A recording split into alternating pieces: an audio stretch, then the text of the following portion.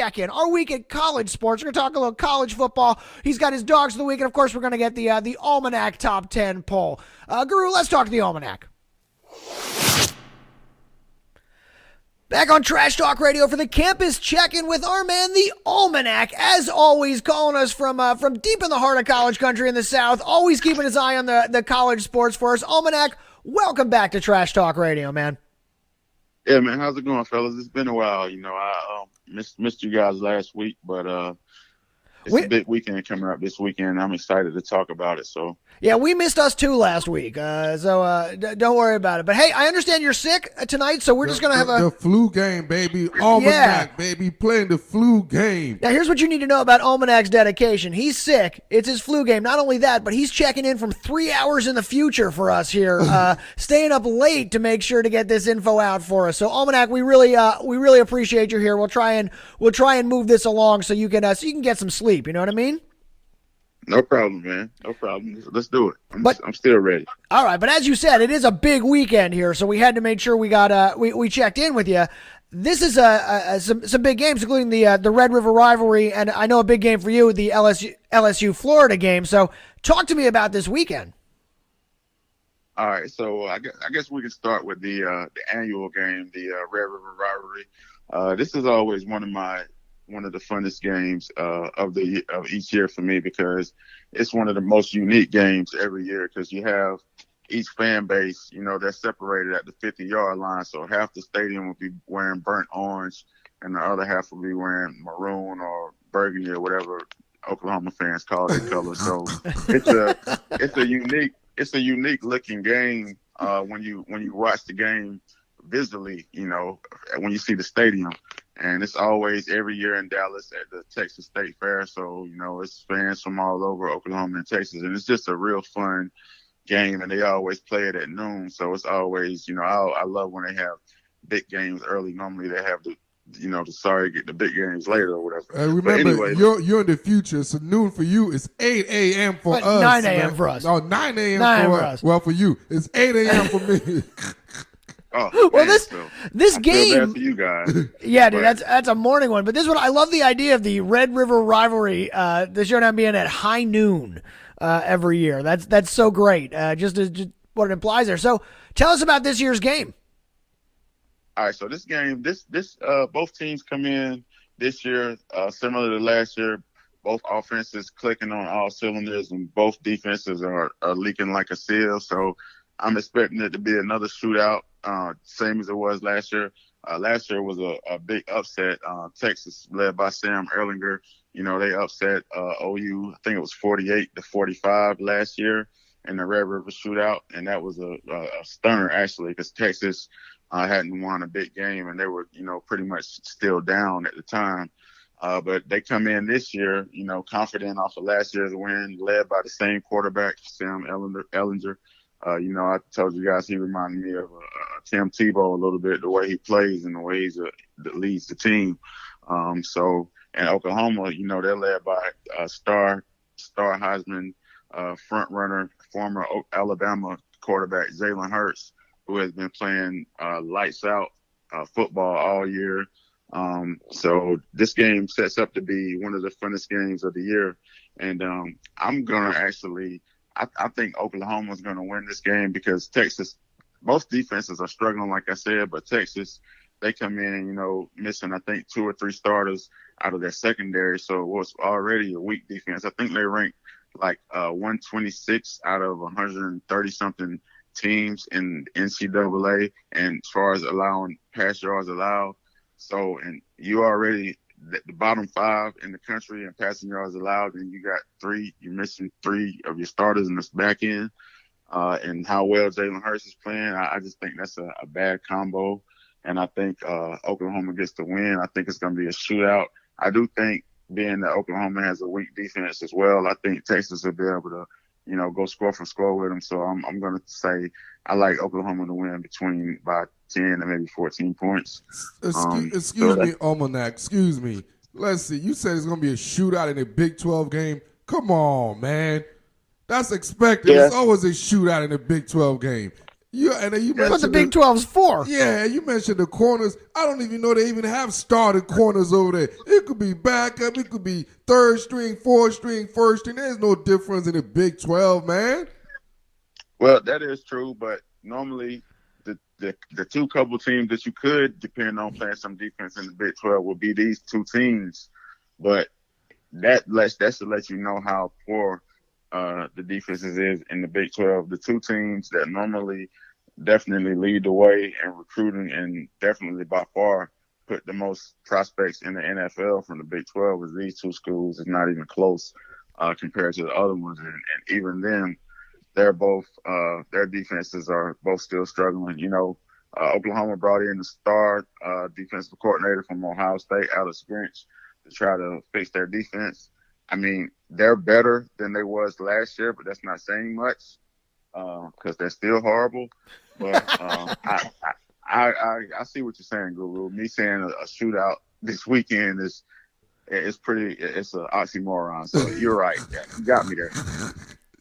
All right, so this is number 6 Oklahoma and number 11 Texas. What are the implications of this game, win or loser wise, going forward? Well, I think if the loser is definitely, I think they're out of it for as far as making the playoffs because it's no more significant wins that they could pick up, you know, in the Big 12. The Big 12 is just down this year, so these two teams are the only teams that's ranked inside the top 10 in the conference. So I think this is pretty much a playoff elimination game. So whoever loses this game is definitely out of it. Texas, you know, they already had one loss to LSU earlier in the year, so they definitely can't afford another loss. And I think Oklahoma, even though they're undefeated, I don't think they could afford to lose this game and try to call it and make the playoffs as well. So I think it's a automatic playoff eliminator.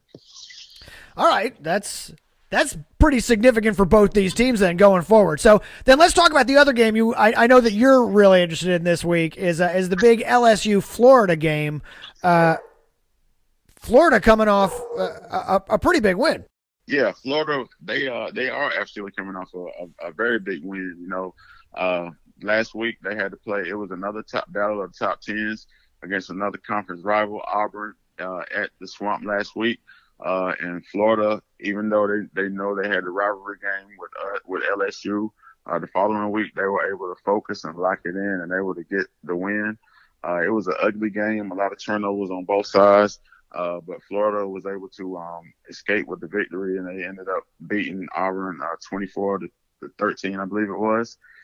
So they ended up that springboards us into this weekend. So the ramifications on this game are huge as well. You know, you got LSU, you got Florida, both ranked inside the top 10. Both teams looking forward to trying to make the playoffs to establish being one of the top teams in the SEC. So, you know, both these teams, it's kind of a matchup of different styles this year. You know, Florida, they're led by their defense and most specifically their pass rush. I think they're top 5 in the nation in sacks. They may be number 1. I'm not sure. Excuse me, fellas. Got something in my throat there. But anyway, and this year, you know, LSU in past, they've been led by their defense and run game. But this year, they're led by their offense and the passing game. You know, they're led by Joe Burrow. I remember, I think it was maybe our first show or second show of the season. It was one of those early in the season when I had mentioned Joe Burrow being, you know, a legit Heisman contender, and I almost got laughed off the phone by you guys. Well, to be fair, you are a bit of a homer. Just want you to know this is Simpson. Seriously, you pick the LSU guy every week. Simpson, exactly. We're midway through the college season right now, and right now Joe Burrow is the second favorite to win the Heisman by the boys in Las Vegas, and you know all they care about is their money, so they don't have any homers or any favorites out there. So, apology accepted, guys. But anyways, so this to me, this game's come down to if the LSU offensive line can block Florida's front four, and if the back end of Florida can cover the talented trio of receivers LSU has. And I think that those matchups will basically decide the game. And I'm just going to use my unbiased, complete football IQ to pick who I think is going to win this game. I think LSU is going to win this game by at least 10 points because I just don't think. Surprise. Yeah, Mm. I don't think that conservative style that Florida runs on offense this year. I just don't think they're going to be able to hang with this LSU team. I mean, this team is leading the nation in scoring, man, and they're making it look easy. Joe Burrow, this guy threw for 350 yards last week and 5 touchdowns. He said he didn't even feel like, that was one of his better games of the year, So that just lets you know what level they're clicking at this year on offense. And outside of Alabama, I think LSU probably has the second, the second best trio of wide receivers in college football. And I think it's going to be hard for Florida to slow those guys down. And the game is at Death Valley and it's at night. LSU, I think they're like 50 and maybe 1 against top teams under the lights. We call that under the lights because that's night games in Death Valley. I think Florida led by Tim Tebow in 06 or 07 was one of the only teams to come in Death Valley and beat LSU at night. So that's going to be tough for the Florida Gators, man. And I think LSU wins this game by double digits. Completely unbiased opinion, Guru. Absolutely, completely unbiased. Absolutely. Completely unbiased. I all right. didn't see that coming. Well, me neither. Didn't see that coming at all. Almanac, we know you got to go here, but let's run down a couple of quick things here. Every week, give us your dogs of the week. These are guys that really showed out. Give us your dogs of the week this week, and then we'll run through the Almanac poll top 10. All right. So my dogs of the week this week, I got 3 of them. First 2 are going to be kind of unknown, but anyway, they stuck out to me. They had some pretty big performances. The first guy, he's a backup quarterback for Texas Tech. His name is Jet Duffy. He could be on the all-name team in the NCAA. Jet Duffy, I love that. That's a pretty good name. Yeah, he threw for 424 yards and 4 touchdowns, and he led Texas Tech to an upset over Oklahoma State. That Oklahoma State team was clicking on all cylinders, and that was a big-time win by Texas Tech. So that backup quarterback, he did a great job in leading his team. Isn't it Duffy the beer name for the Simpson? Duff, yeah. Same thing, Duffy, Homer Simpson. Go ahead. Yeah, touche. All right, my second one is going to be the defensive end from Michigan. It's Kwity Paye. That's another great name. God damn. He's African. He's a fellow African guru, Kwity Paye. So he had 4 tackles and 2.5 sacks, 2.5 tackles for loss. Yeah, and a big win for Michigan over Iowa. It was an ugly game, 10-3. I mean, it wasn't anything fun to look at. It was like pulling my hairs out watching that game. But that kid performance leaped off the screen. He was wreaking havoc on the Iowa quarterback. And my last dog of the week, as mentioned earlier, Heisman hopeful, top favorite, Joe Burrow. Completely unbiased. Oh my gosh. 344 yards, 5 touchdowns. Didn't even play much in the fourth quarter. Just leading the team to the highest scoring offense in the nation, and leading with over 400 yards passing per game. But that's it, though. So those are my dogs this week. That's all. That's right. Just another LSU performance. Another LSU. Let's go. The kid is really good. All right, so let's talk the Almanac poll top 10 before we let you out of here of the week. This is where we don't poll the AP, we don't poll the coaches, we poll who matters to find out, and we poll the Almanac. Almanac, who's your top 10 of the week this week?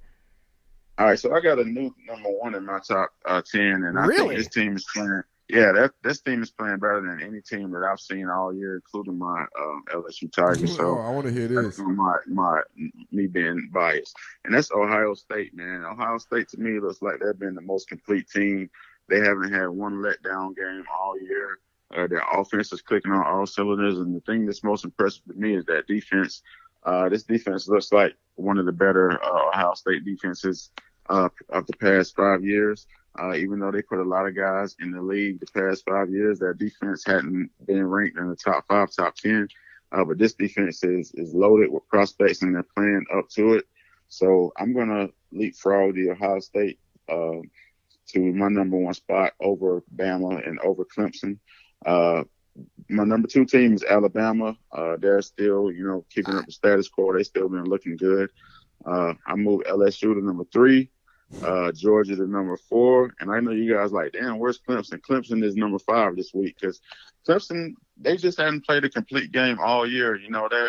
They got lucky to beat North Carolina. They are 5-0, but they are 5-0. That's true, but they have some questionable wins. Like I said, you have beat Carolina by 1 point, and if Carolina converts a 2-point conversion, they lose that game. So it's no excuse for Clemson to be needing to come down to stopping the 2-point conversion to beat North Carolina Tar Heels football. I can see if this was a Tar Heels basketball, but no way. So I moved Clemson down. They're my number 5 team this week. Oklahoma's number 6. Florida Gators, after their impressive win over Auburn, I moved them up to number 7. Wisconsin, led by the Heisman candidate Jonathan Taylor, is number 8. Texas Longhorns, number 9. And Auburn, I dropped Auburn down to number 10 from losing to Florida last week in the swamp, but they're still a top 10 team. So those are my top 10 teams, fellas. I like that. Always a little bit off the board. We don't poll the coaches. We don't poll the press. We poll the man who matters to get the Almanac Poll Top 10. This week, Ohio State on most boards at 3 or 4, coming in at number 1, and Clemson on most boards at number 1 or 2, falling down to, what is that, 5? That's I love that. All right, so that is the campus check-in this week with our man, the Almanac. Almanac, as always, thank you for joining us here, and get better, man.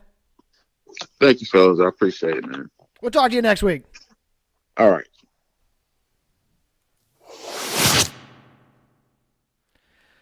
All right, our thanks once again to the LSU homer, the Almanac, for joining us on the campus check-in.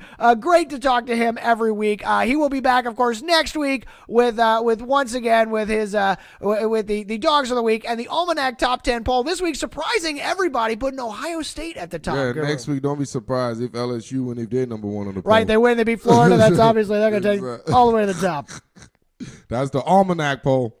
All right, that's right. Polls people important. Okay, Guru, we got a couple more things to do here. We're gonna do your call outs and shout outs of the week. We got the Oh my, get the heck out of here, boy. Yes, boy. I had them ready. Call outs and shout outs of the week. We got to do our week 6 preview, and we're gonna do the 2-minute drill, of course, at the end of the show. But before we do that, you know what time it is. It's that plug time. Trash Talk Radio and TrashTalkRadio.com, brought to you by the WorldOfSportsNetwork.com. World of Sports Network, connecting the world through the sports we love. Head on over to Trash